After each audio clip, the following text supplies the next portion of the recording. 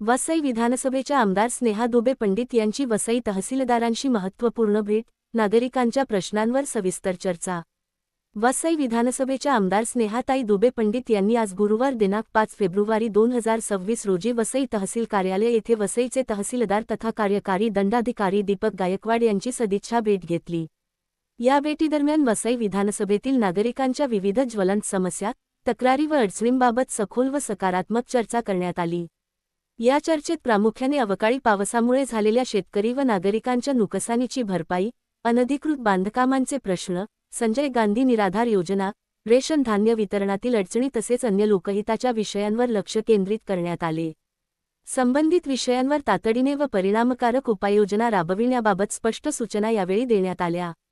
या बैठकीस वसईचे निवासी तहसीलदार राजाराम देवकाते, नायब तहसीलदार शशिकांत नाचण, संबंधित विभागांचे अधिकारी, पदाधिकारी, कार्यकर्ते तसेच नागरिक मोठ्या संख्येने उपस्थित होते।